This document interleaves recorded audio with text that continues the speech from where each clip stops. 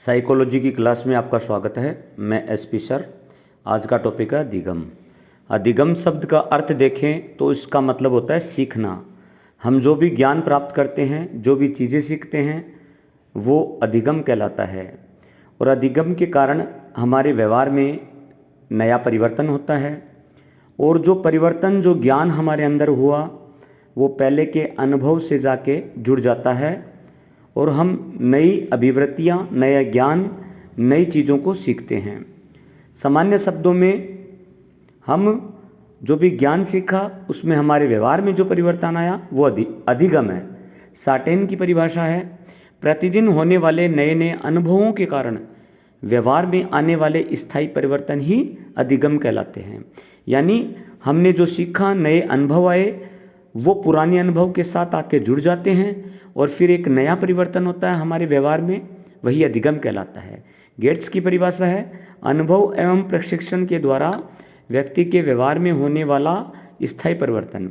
हम अगर कोई साइकिल सीखते हैं तो जो पुरानी जो चीज़ें थी वो आके जुड़ जाती है, हम बार बार गिरते हैं और नई नई चीज़ें सीखते हैं और एक दिन हम साइकिल चलाना सीख जाते हैं।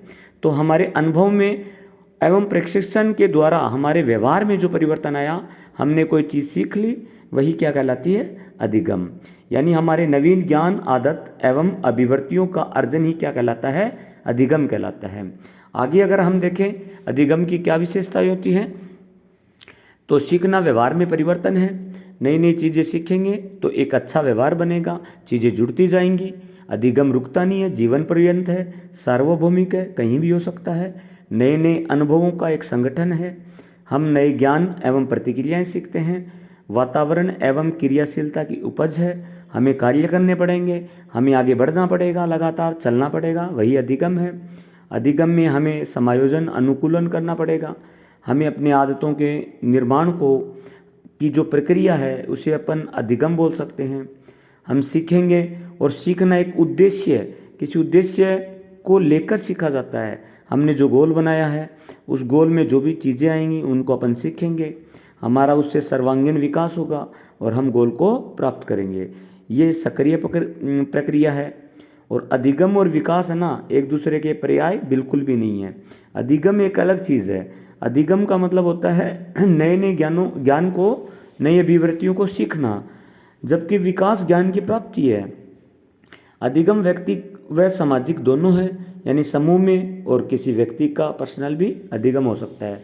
अधिगम के क्षेत्रों की बात करें तो संज्ञानात्मक क्षेत्र, यानी हमें जो ज्ञान है, हमारे जो विचार है, हमारी जो समझ है, उसमें और चीज़ें जुड़ती जाती है और हमारे व्यवहार में परिवर्तन आता है, वही संज्ञानात्मक अनुक्षेत्र होता है।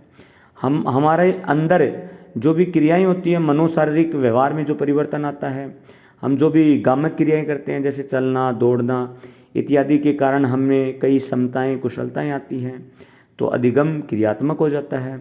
अधिगम भावात्मक होता है। हमारे भावों के अंदर, हमारे संवेगों के अंदर क्रियाओं के द्वारा जो परिवर्तन आता है, जो व्यवहार में परिवर्तन आया, तो वो क्यों आया?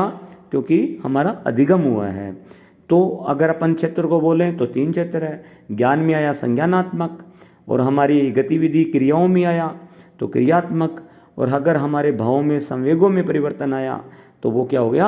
भावात्मक अनुक्षेत्र हो गया। इन्हें अनुक्षेत्र या क्षेत्र भी कह सकते हैं। तो ये 3 क्षेत्र होते हैं, संज्ञानात्मक, क्रियात्मक और भावात्मक। और ये तीनों ही चीज़ें व्यक्ति का क्या करती है? विकास करती है, व्यक्ति को लक्ष्य प्रेरित करती है। तीनों ही चीज़ें, इन तीनों ही चीज़ों का संगठन व्यक्ति को आगे बढ़ाने में बहुत ज़्यादा महत्वपूर्ण है। आगे बात करेंगे अपन, सीखने के प्रकार या क्रियाएं कौन सी है। पहला है विराम या अविराम सीखना, यानी हम रुकते हुए सीखते हैं या फिर लगातार बिना रुके हम सीखते हैं, तो वह विराम या अविराम सीखना कहलाता है। दूसरा, हम पूर्ण व अंश में सीखते हैं।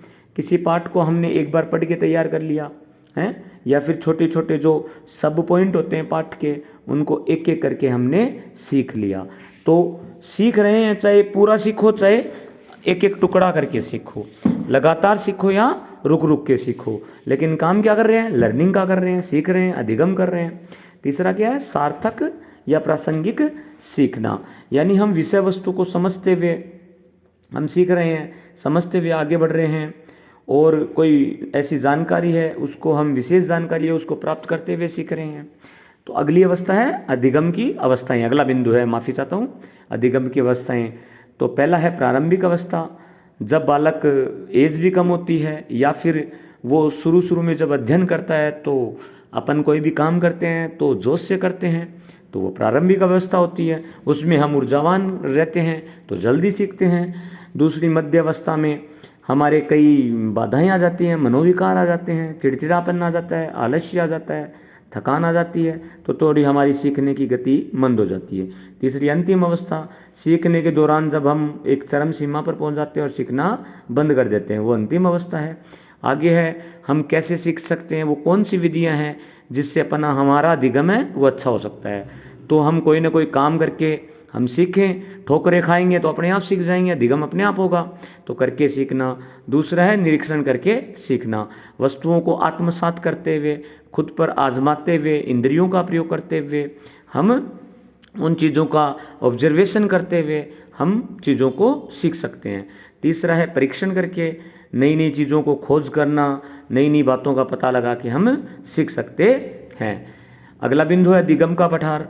अगर इस सीखने में, लर्निंग में अगर कोई रुकावट आ जाती है, बीच में कोई बाधाएं आ जाती है, उसे अधिगम का पठार कहते हैं।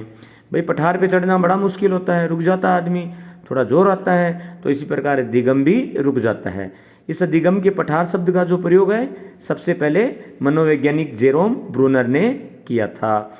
यानी चलते चलते हुए, अधिगम करते करते हुए व्यक्ति क्या हो जाता है, एक बार के लिए बिल्कुल पूरी तरीके से रुक जाता है, उसके अधिगम में रुकावट या बाधा आ जाती है, तो इसे क्या कहते हैं, अधिगम का पठार कहते हैं।